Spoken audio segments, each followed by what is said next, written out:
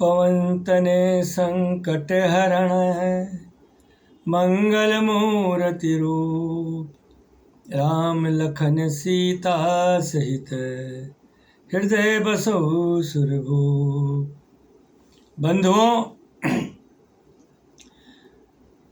आज मैं अपने विचार वक्ता के संबंध में विचार व्यक्त कर रहा हूं। जब कोई वक्ता मंच पर उद्बोधन देता है और उसको बुलाया जाता है, तो उद्बोधन जब बुलाया जाता है तो ये देखा जाता है कि वक्ता को जिसको बुलाया गया है, श्रोतागण ये देखते हैं कि वह संगठन में कोई पद पे है, या कोई मंत्री है, विधायक है, सांसद है, या कोई सरकारी के अंदर कोई नुमाइंदा है। जब उसको बुलाते हैं तो पहले इंप्रेशन श्रोतागण में ये पड़ता है, ये डिग्निटी जो है ये आई है और इसका हमको भाषण सुनना चाहिए। अब एक बात यह है कि धर्म सभा के अंदर भी जब बुलाया जाता है, उस समय वक्ता को बहुत सोच समझ करके बोलना चाहिए, चाहे वो किसी भी पद पर हो।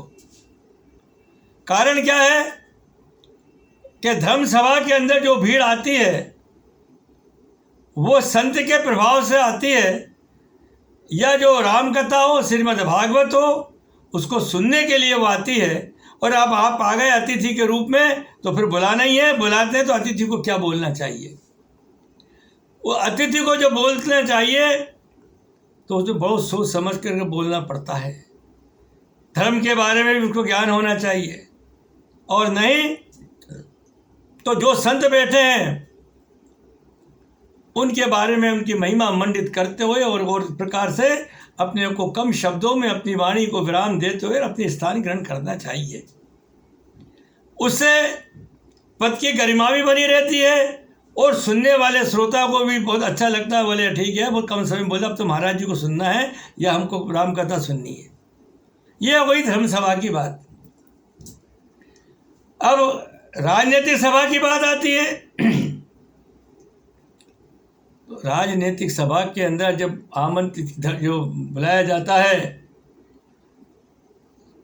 आम सभा के अंदर, तो आम सभा के अंदर सभी कैटेगरी के लोग होते हैं, पर वक्ता को ये देखना चाहिए कि जो सुनने वाले हैं वो किस श्रेणी के हैं। वो उसी भाषा का, उनको शब्दों का चयन भी करना चाहिए,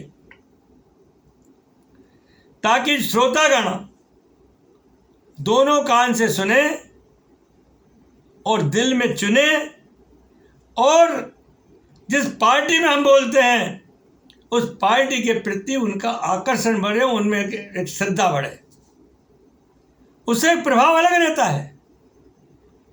दूसरी बात, हमें बॉडी लैंग्वेज का बहुत बड़ा ध्यान रखना पड़ता है। कौन से शब्द को हमें चढ़ाव देना चाहिए, किस शब्द पे उतार देना चाहिए, किस शब्द पे हमें ताली पिटवाना चाहिए, और किस शब्द ऐसे बोलना चाहिए कि जो कुछ हंसी के फुव्वारे भी हो, जनता सुनती और हंस भी लेती है और आपको सुनने को पसंद करती है। यह कला जो होती है, ये जो है उस नेता के लिए ये कला जो होती है बहुत आवश्यक होती है। अब बंधुओं, अब उसके बाद में अब राजनीतिक क्षेत्र में जब बोलना पड़ता है, राजनीतिक क्षेत्र में ये बोलना पड़ता है कि आपको, आपकी ड्यूटी लगी किसी नगर पालिका में, आप जाके वहाँ बोलना है आपको, तो नगर पालिका के चुनाव के अंदर बोलने का लहजा अलग होना चाहिए।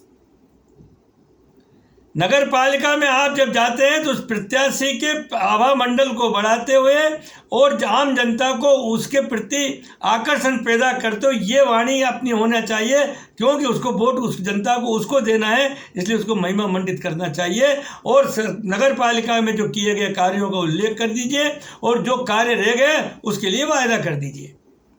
तो नगर पालिका के अंदर जो है श्रोतागण और सुनने वाले और नगर पालिका के अंदर जो है आपको उसको फ़ायदा मिलता है, पार्टी को फ़ायदा मिलता है।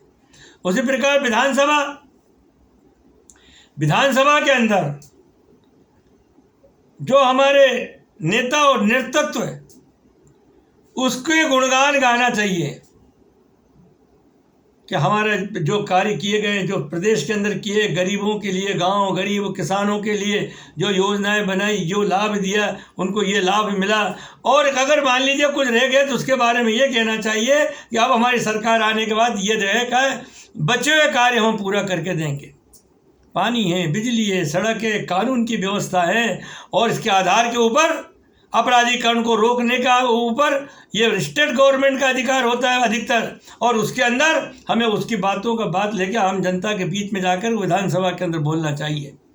होता यह है कभी कभी प्रत्याशी 19-20 भी होता है, लेकिन हमें ये ध्यान रखना चाहिए कि हमें उस सरकार को के प्रति लोगों में लगे कि हमें भैया अब तो यही सरकार लाना है, और अब तो चाहे प्रत्याशी कैसे ही हो, अब हमारा ये तो ये मजबूरी है, लेकिन सरकार लाना जरूरी है, इसलिए उस मतदाताओं को इस प्रकार से मोहित करना चाहिए। ये कला होती है आपकी विधानसभा की। और जब लोकसभा का इलेक्शन होता है तो हमारे लोकसभा में ये राष्ट्रीय स्तर की बातें होनी चाहिए। विदेश नीति क्या है, विदेशों में क्या किया, सुरक्षा में हमने क्या किया, हमने किसानों को क्या लाभ दिया, केंद्र सरकार ने पूरी योजनाओं को जाकर के उसको जाके करना चाहिए और जनता को बताना चाहिए। सबसे बड़ी बात और है, आने युवक लोग जो बेरोजगार होते हैं उन लोगों को दिल में ये विश्वास दिलाना चाहिए कि अगर हमारी सरकार केंद्र में आ गई तो आप चिंता मत करिए, आपको नौकरी रोजी रोटी का व्यवस्था के लिए कहीं न कहीं सरकार करेगी और आपको बेरोजगार नहीं होने देगी। जब यह विश्वास पैदा हो जाता है तो वह युवा जो वर्ग है वो फिर जो आपके साथ खड़ा हो जाता है। ये बंधुओं, ये जो है कला होती है, बोलने की जो कला होती है, बॉडी लैंग्वेज होता है, आंखें किस तरफ आपको करना चाहिए, हाथ किस तरफ करना चाहिए, कौन सी चीज़ को उतार चढ़ाव करना चाहिए, कब किस चीज़ पे हमको ताली पिटवाना चाहिए, और किस प्रकार ये जो कलाएं जो होती है ये एक सफल वक्ता की पहचान होती है। और बाद उसके बाद आपके कार्यकर्ताओं की जो मीटिंग होती है, कार्यकर्ताओं की मीटिंग का बोलने का तरीका अलग होता है। पहली बात तो ये है कि कार्यकर्ता के अंदर मीटिंग में बोले, भाई कौन बोल रहे हैं, विधायक जी बोल रहे हैं, मंत्री जी आ रहे हैं बोल रहे हैं, कार्यकर्ता उनका आकर्षण बढ़ता है। फिर मान लो कोई पदाधिकारी बोल रहा है, निगम मंडल का अध्यक्ष बोल रहा है, जो भी बोल रहा हो, तो जब वो बोलता है तो कार्यकर्ता उसको देख करके उनके साथ जो है कार्यकर्ता जो है वो सुनने को पसंद करता है। बंधुओं, कार्यकर्ता जो होता है वो हमारी फौज होती है, कार्यकर्ता हमारा सैनिक होता है।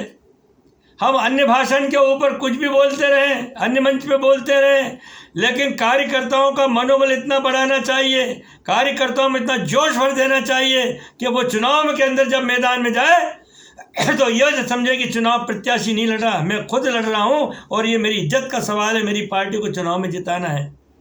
ये कला होनी चाहिए उन कार्यकर्ताओं में जोश भरने के लिए। अब ये नहीं होना चाहिए कि मिन मिन मिन मिन मिन मिन कर रहे हैं और कुछ भी इधर उधर की बात कर रहे हैं, कार्यकर्ता सो रहे हैं, आप बोलते जा रहे हैं, तो मैं उसको वक्ता बोलता हूँ, वक्ता नहीं बोलता हूँ। मेरी निगाह में वो वक्ता है, वक्ता नहीं है। वक्ता वो होता है जो जनता को प्रभावित करके अपने अंदर समेटे और साथ में जाकर के पार्टी के लिए लोगों को आकर्षण करे, वो तो वक्ता होता है। और जो इस कान से सुनते हैं उस कान से निकाल देती है जनता, उसको वक्ता कहते हैं, वक्ता।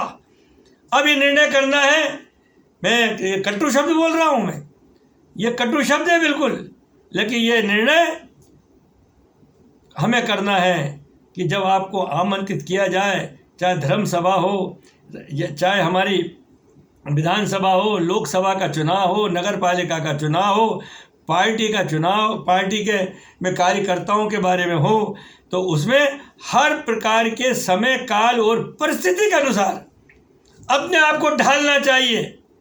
और जो आप कहते हैं कि ये व्यक्ति है, हमारा अपनापन को लगना चाहिए, जो दोनों कान से सुन के और जो मन में चुनते हैं, तो वो भाषण और वो वक्ता सफल वक्ता कहलाता है। और जो इस कान से सुन के उस कान से जनता जो निकाल देती है उसको मैं समझता हूँ उसको बक्ता कहते हैं। ये बकी रहा है।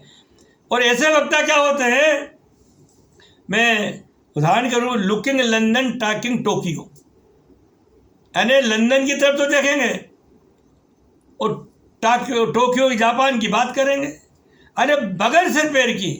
मेरे दोस्तों, मेरे मित्रों, इसलिए मेरा निवेदन है और जो मेरे YouTube को सुनने वाले बंधु हैं, मैं चाहता हूँ कि लाइक करें, डिस्क्राइब करें और बेल के आई के घंटी है उसको आप दबाएं, ताकि मैं अपने को अच्छे विचार राष्ट्र हित में, पार्टी हित में, देश हित में, जनहित में मैं अपने विचार को रख सकूं।